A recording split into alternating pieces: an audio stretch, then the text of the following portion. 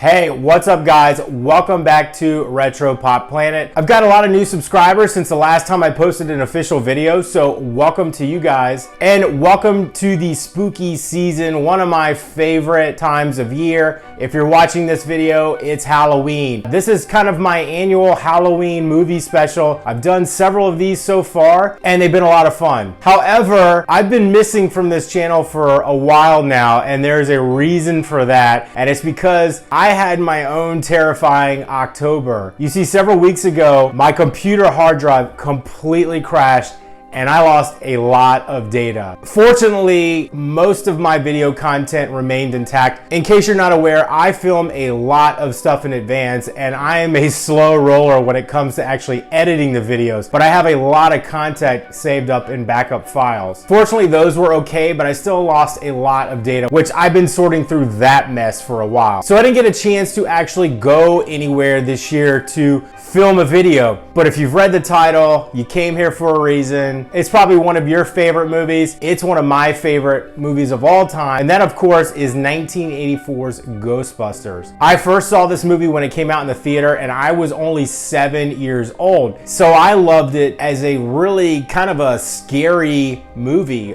This movie scared me when I was a kid, but I loved it regardless. However, as an adult, I began to realize it is just a fantastic comedy. The scares don't scare me anymore, but the comedy just gets better and better with age. So last year around November, my brother and I were in New York City for a vacation, but we were also doing some other stuff. And as I want to do, I like to take video when I'm going places. And we quite literally stumbled into a lot of the shooting locations for Ghostbusters. So I whipped out my camera thinking I was actually going to go back sometime again in the near future, capture more of the filming locations. And then I got back and I started realizing after doing some research on the movie itself and where the production took place, and I realized it was one of those movies that actually has a lot of Hollywood magic. Sure, most of the principal photography did take place in New York City. However, there is a lot of instances where they'll go down a street corner and what is New York then turns into a location in LA. Interior shots are combinations of set design, real life locations in New York City and in LA.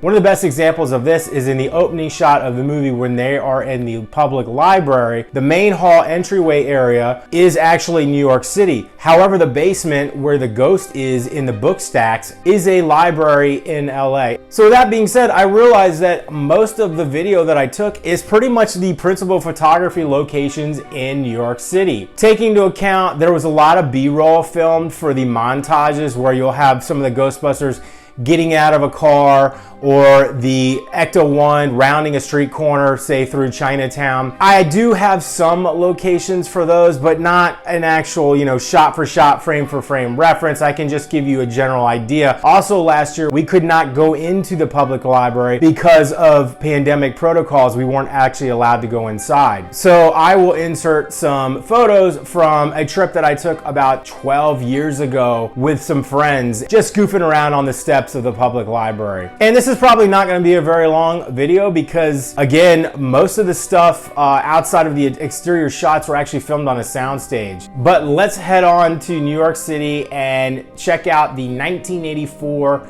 filming locations for Ghostbusters.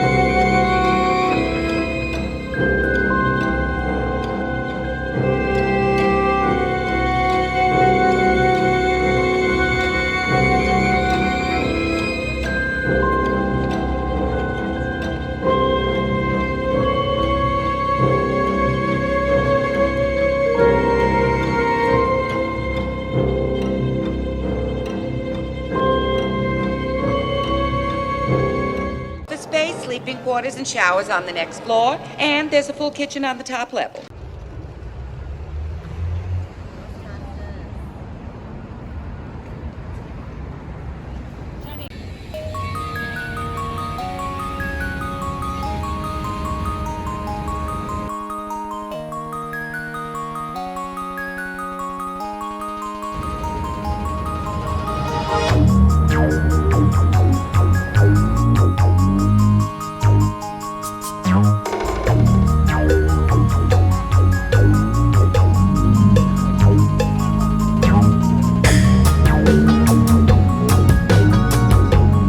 Oh, Dan, it's you.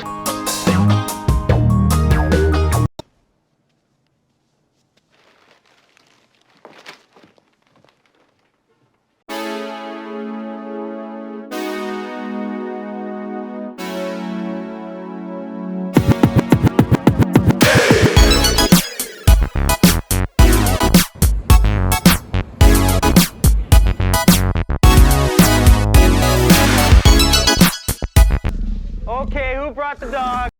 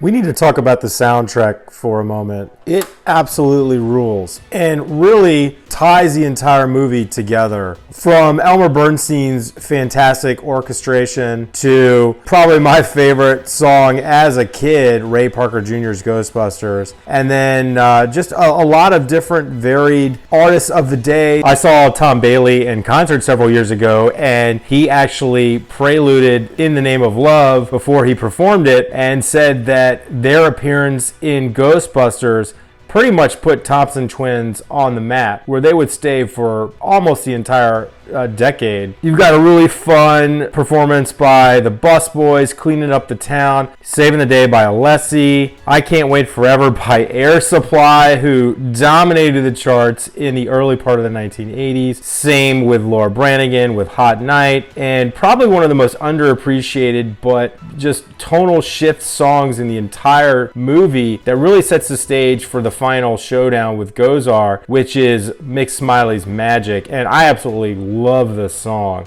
Pick it up on vinyl if you can. I have an original copy here from the 1980s, which I still think sounds great, although there are new versions, digitally remastered, 180 gram vinyl versions, which I thought about getting, but I don't know, I just love the authenticity of the original here. But it's just a fabulous sound score. Okay guys, welcome back. That's pretty fun, right? It definitely was fun checking out the city. We were there during the holidays, and I do have a number of video vlogs from New York City, and I made a promise to you guys like a year ago that I was gonna continue pushing out the rest. Well, that extended into this year, and then right around Christmas, I'm gonna release my Christmas episode, which will be one of the main reasons that we actually went to New York City in the first place. So if you wanna see longer videos in this series, why don't you go check out my vlog series from Halloween. The very first one that I did was Exorcist. I did all the Exorcist filming locations in Washington, D.C. and Georgetown. That's a really fun video. And then check out my Blair Witch project. It is copyright flagged on my end, but I left the video up because I enjoy it so much. So hopefully you appreciate that one as well. And then last year, the video that I probably had the most fun making that nobody watched was a two-part double feature, and it was George Romero's Night of the Living Dead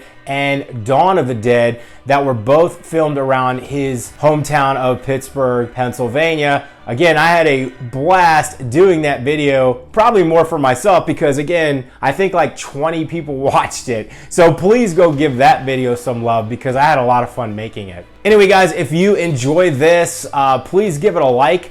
Also, you'll notice on this channel, I've started getting into the shorts game. I'm actually really enjoying making a lot of shorts. It's nice to put out a short every now and then. Anyway guys, if you like this video, please give it a like.